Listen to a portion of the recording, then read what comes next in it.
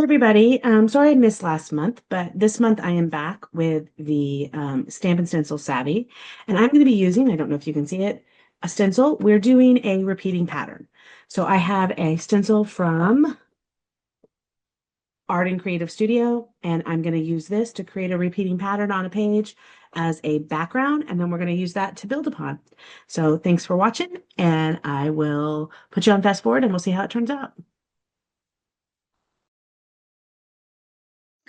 So we are using this stencil to create a background repeat pattern.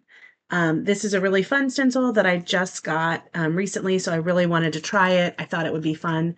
We're not using any stamps, so the new prompts are stamp or stencil, so I thought it'd be fun. I haven't really done one where I just focused on a stencil. And the repeat here would work really well if I had overlapped it correctly. I actually missed this, so you're going to see what I end up doing. But because it's kind of a messy pattern, it worked well. So find those stencils that will work in this situation and go ahead and use them to make a repeat. Now, I see that I have a line. I will fix that in just a little bit, but I don't get too stressed out. So what I'm going to do is take the stencil, kind of overlap, and just fill out in the middle there. I'm just going to go ahead and use the stencil, and then you can barely tell that there's a line there. In fact, I don't think you can see it at all. And the next thing I'm going to do is find some gray paper, because this black soot kind of came up gray on this paper. Now the paper's got a little bit of a pink tinge. I'm going to be using Wherever for 49 in Market, and they don't have a lot of pink, but it ends up working out just fine because really the gray kind of makes it work. So I'm going to tear a gray strip for the top and the bottom and use those.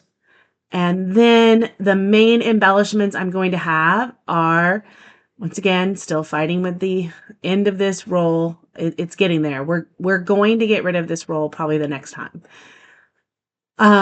Gray paper. Then the next thing I'm going to do is find some film strips in the gray and the black and use those to create a little bit of kind of texture underneath the torn edge. Doing that. And then I'm going to figure out what I want to put on the top and the bottom. And at first I had this Observe from the Nature collection, and I realized that's not really what I wanted. So I went back and I got the Wherever and I pulled a bunch of the die cuts out. So I did the maps, the airport, and some of the text field. And then I'm going to go and pull some more of my die cuts out and find the title. So the majority of this embellishments are going to be rub-ons.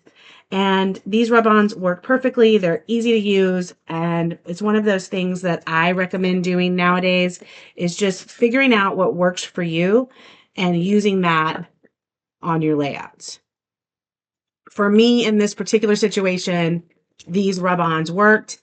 And honestly, the title, This Is Our Happy Place, in blue also worked. And I just ended up having those, and I didn't need a whole lot else for this layout. And that's really important, is to find the things that work for you. So I have the core of the layout done now, and you can see I've got the blues and the pinks, and I am going to figure out that I have one of those pictures that you get when you like go places. We just did the big wheel in St. Louis. And so that's what I'm working around, is the fact that we just did this big wheel, and I'm cutting it down, the mat. I know the picture's 4x6, so I cut the mat to 5x7. And then I'm going to go find that picture. It's in an envelope hidden in my desk, but I know it's there. So I find it. And if you can see, this kind of dark blue picture sets up everything and kind of brings the blue, the peaches, because my nephew's shirt is peach. It brings everything together. So the last thing I'm going to do now is find some other embellishments. I'm just going to go through my Everywhere and Wherever collection. I have this map paper that was originally like a mat that they were supposed to use. I'm going to use that. I'm going to put that down. I'm going to find some of these hot air balloons because that works with what we're doing. And I also pulled out the washi tape. I ended up not using that, but it would have worked as well. But just pulled some hot air balloons in different sizes. Because we were up on the wheel, I thought that would work. I have this that says the city because it is in the city of St. Louis. It's kind of downtown next to the Union Station. I thought that worked. And really, it doesn't have to always make sense. It just has to make sense to you. So that says take more pictures. I have some of the enamel pieces, and I just layered all of this together to make a page. I actually, when I look at it now, I realize how much I love it. In the minute, I was just kind of putting things down and making 3 areas of embellishment, and I didn't really think too hard about what I was putting down. And I look at it now and I realize it really turned out exactly like I wanted.